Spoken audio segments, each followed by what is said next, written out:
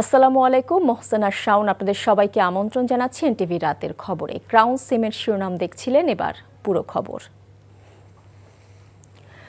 রাষ্ট্র পরিচালনার মূলনীতি নিয়ে ঐক্যমতে পৌঁছতে পারেনি সব রাজনৈতিক দল। কমিশনের প্রস্তাব সাম্য, মানবিক মর্যাদা, সামাজিক সুবিচার, গণতন্ত্র এবং ধর্মীয় স্বাধীনতা ও সম্প্রীতি, এর সাথে পঞ্চম সংশোধনীতে আল্লাহর প্রতি বিশ্বাস ও পূর্ণ আস্থা যুক্ত করতে চায় বিএনপি, জামায়াত সহ ডানপন্থী দলগুলো। অন্যদিকে বাম দলগুলোর দাবি বহাল রাখতে হবে ৭২-এর সংবিধানের ৪ মূলনীতি।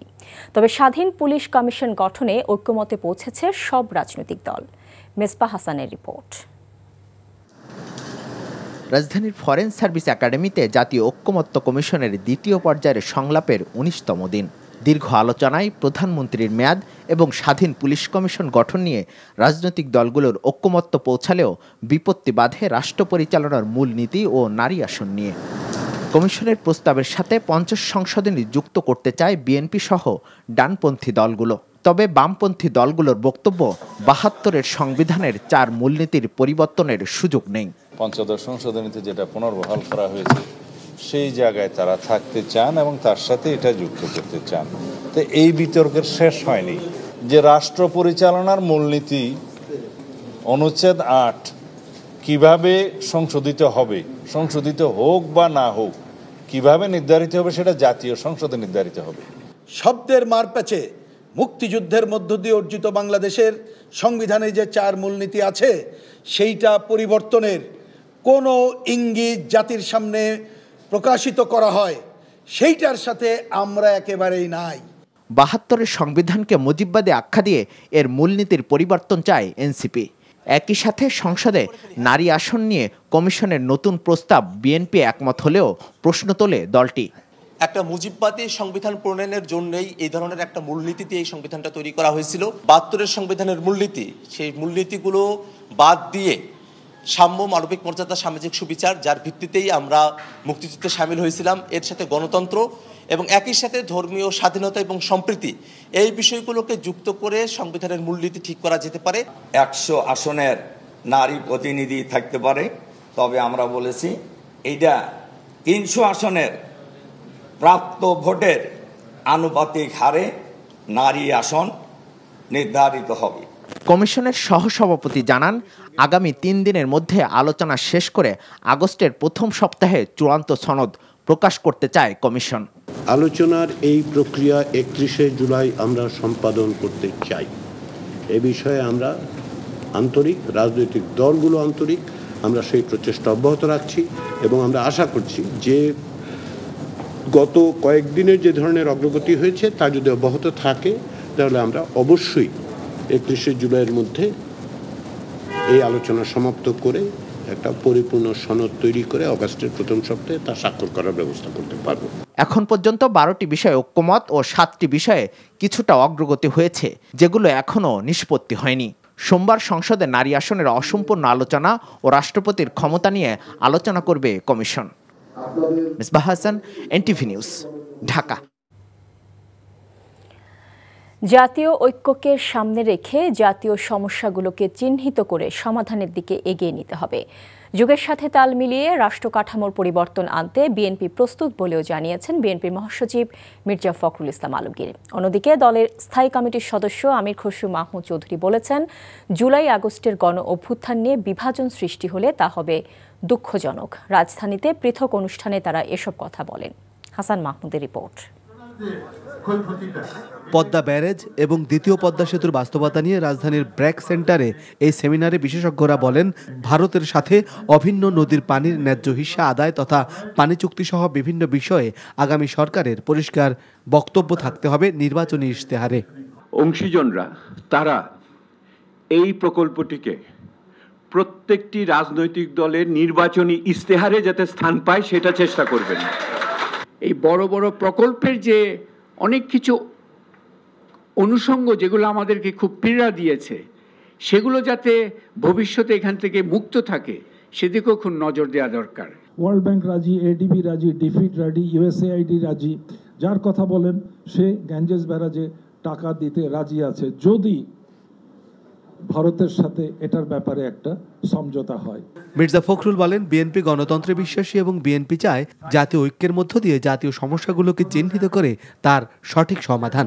রাজনৈতিক দল হিসাবে আমরা অত্যন্ত সচেতন যে জনগণের যেটা প্রয়োজন এবং কালের যুগের সঙ্গে সঙ্গে যে পরিবর্তনগুলো আনা দরকার, রাষ্ট্র কাঠামোর যে পরিবর্তন আনা দরকার, সে ব্যাপারে আমরা অত্যন্ত সচেতনভাবে আমরা সামনের দিকে এগুচ্ছি। আমরা যদি ঐক্যবদ্ধ থাকি আমরা পারি, এবং আমার বিশ্বাস যে আমরা পারবো।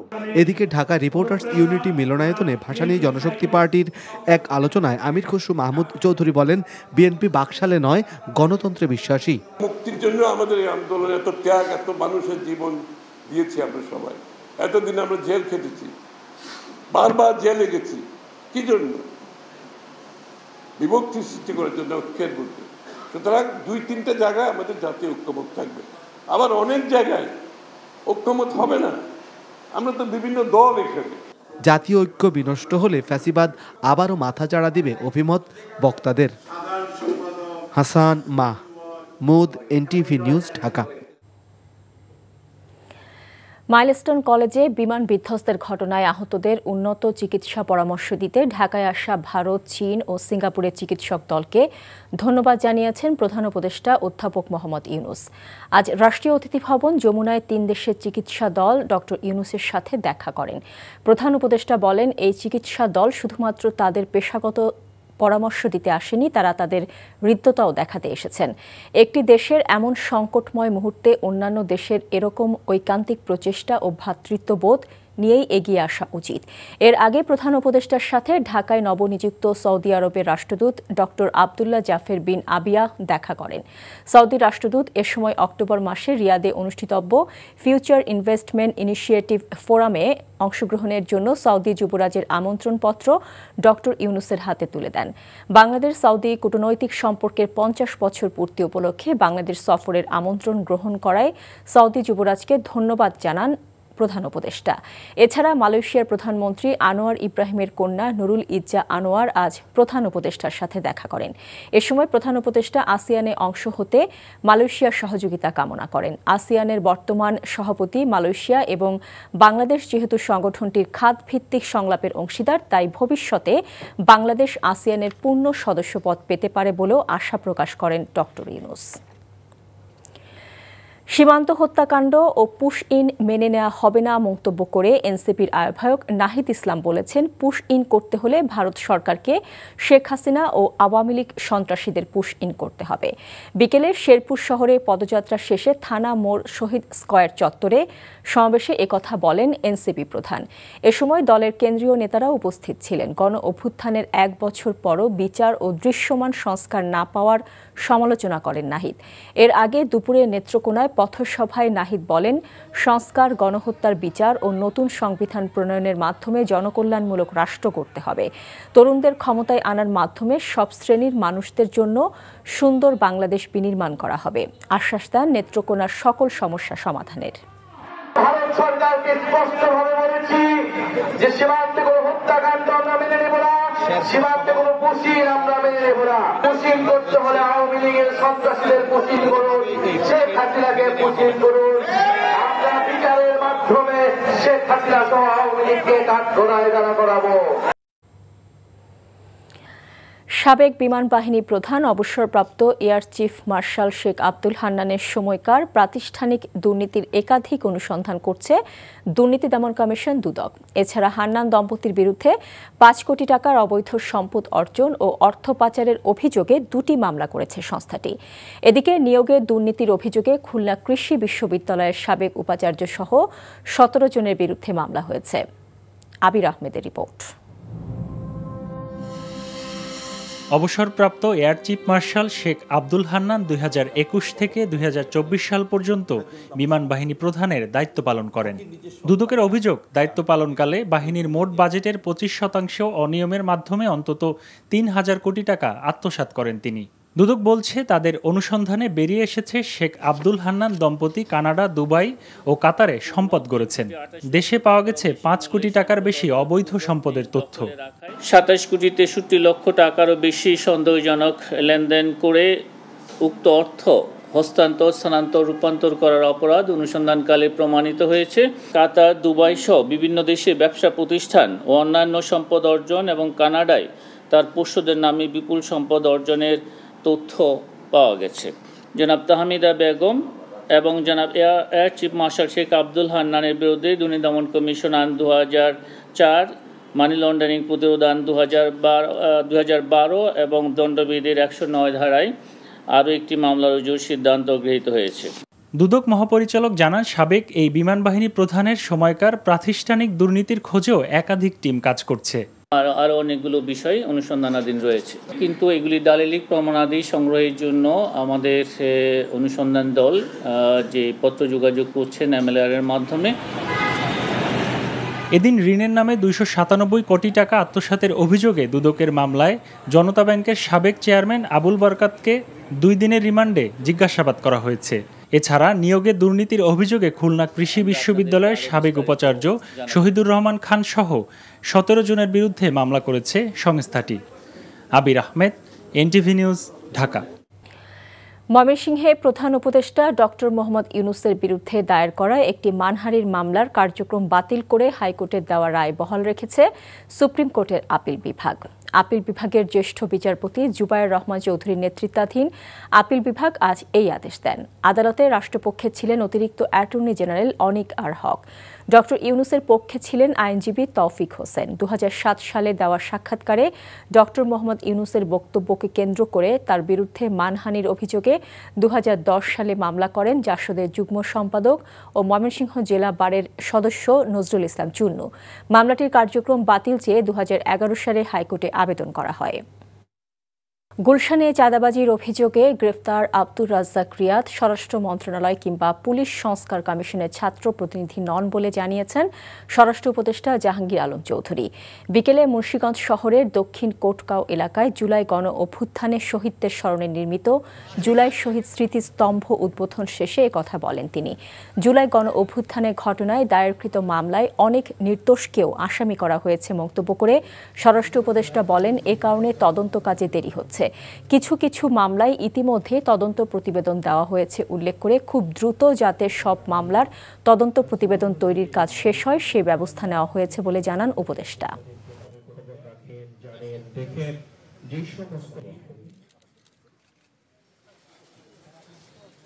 অনেকেই যারা নির্দোষ তাদেরও আসামি করে হয়েছে, এই জন্য কিন্তু এটা ইনভেস্টিগেশন করতে একটু দেরি হয়ে যাচ্ছে।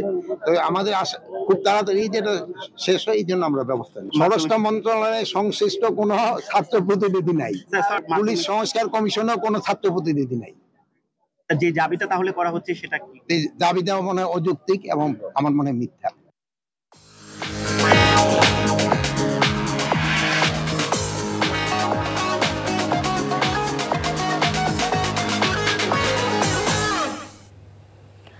মার্কেন্টাইল ব্যাংক অর্থনীতির খবর। আলোচিত 36 জুলাই আবাসিক ফ্ল্যাট নির্মাণ প্রকল্পের অনুমোদন দেয়নি জাতীয় অর্থনৈতিক পরিষদের নির্বাহী কমিটি একনেক। প্রকল্পটি অনুমোদন না দেওয়ার কারণ হিসেবে খরচের যথার্থ মূল্যায়ন না হওয়াকে দায়ী করেন পরিকল্পনা উপদেষ্টা ডক্টর ওয়াহিদুদ্দিন মাহমুদ। দুপুরে রাজধানীর শেরেবাংলা নগরে NEC সম্মেলন কক্ষে প্রধান উপদেষ্টা ডক্টর মোহাম্মদ ইউনূসের সভাপতিত্বে একনেক সভায় 8,149 কোটি 38 লাখ টাকা ব্যয়ে 12টি প্রকল্পের অনুমোদন দেওয়া হয়। এর মধ্যে 6টি নতুন প্রকল্প। সভা শেষে ব্রিফিংয়ে পরিকল্পনা উপদেষ্টা জানান 2,840 কোটি টাকা ব্যয়ে ঢাকা বিশ্ববিদ্যালয় নির্মাণ করা হবে আধুনিক সুইমিং পুল, স্টেডিয়াম ও ছাত্রাবাস। গাজীপুর বাস র্যাপিড ট্রানজিটকে একটি অপরিকল্পিত প্রকল্প উল্লেখ করে তিনি জানান, এই প্রকল্পের সব দিক নতুন করে যাচাই করা হবে। এছাড়া 5 আগস্টের পর যেসব প্রকল্পের ঠিকাদার পালিয়ে গেছে তাদের পূর্ণাঙ্গ তালিকা প্রকাশে IMET-কে উদ্যোগ নেয়ার পরামর্শ দেন তিনি। জুলাই গণ অভ্যুত্থানে হত্যাকাণ্ডের বিচার অবশ্যই হবে উল্লেখ করে শিল্প উপদেষ্টা আদিলুর রহমান বিচার নিয়ে তরুণদের সরব থাকার আহ্বান জানিয়েছেন। সকালে ঢাকা বিশ্ববিদ্যালয়ের সিনেট ভবনে গবেষণা সংস্থা RIT এবং রাষ্ট্রবিজ্ঞান বিভাগের যৌথ আয়োজনে the Legacy of July revolution বিষয়ক আন্তর্জাতিক সম্মেলনে এসব কথা বলেন তিনি। উপদেষ্টা বলেন, শেখ হাসিনা পালিয়ে গেলেও তার দোসররা দেশে অস্থিতিশীল পরিস্থিতি তৈরি করতে চায়, কিন্তু জুলাই আন্দোলনের চেতনা মাথায় রেখে তাদের আর ফিরতে দেয়া হবে না। দৈনিক আমার দেশ সম্পাদক মাহমুদুর রহমান বলেন, ফ্যাসিস্টের আমলে ভারতীয় আধিপত্যবাদের বিস্তারের ফলে বিচার ব্যবস্থা, প্রশাসন সহ দেশের সব ধরনের প্রতিষ্ঠান ধ্বংস হয়েছে। নেত্রকোনায় এনসিপি সমাবেশে সাবেক স্বরাষ্ট্র প্রতিমন্ত্রী লুৎফুজ্জামান বাবুর সম্পর্কে এনসিপির মুখ্য সমন্বয়ক নাসির উদ্দিন পাটোয়ারি কুরুচিপূর্ণ বক্তব্যের প্রতিবাদে বিক্ষোভ মিছিল এবং প্রতিবাদ সভা করেছে বিএনপি।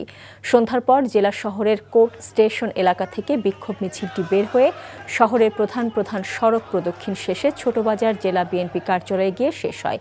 নাসির উদ্দিন পাটোয়ারি কুরুচিপূর্ণ বক্তব্যের প্রতিবাদ জানিয়ে সভায় বক্তব্য রাখেন জেলা বিএনপির সাবেক সভাপতি আশরাফ উদ্দিন খান, বিএনপি নেতা সাবেক উপজেলা চেয়ারম্যান আব্দুল মান্নান তালুকদার সহ অন্যরা।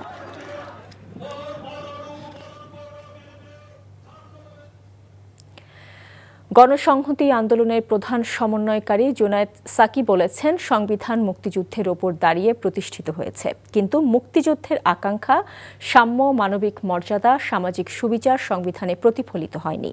বিকেলে টাঙ্গাইল শহীদ মিনার প্রাঙ্গণে জুলাই শহীদদের স্মরণে সমাবেশে প্রধান অতিথির বক্তব্যে তিনি এসব কথা বলেন। তিনি আরও বলেন, সংবিধানের সমস্ত ক্ষমতা একজন ব্যক্তির হাতে কেন্দ্রীভূত, প্রধানমন্ত্রীর হাতেই ক্ষমতা। কর্তৃত্ববাদী শাসককে বিদায় করা হয়েছে মন্তব্য করে সাকি বলেন, এবার শাসন ব্যবস্থার বদল করা, ফ্যাসিবাদী ব্যবস্থাকে বিদায় করা হবে।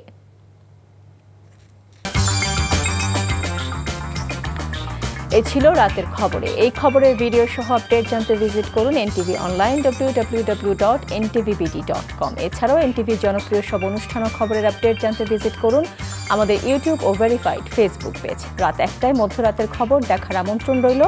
এতক্ষণ সাথে থাকার জন্য সবাইকে ধন্যবাদ।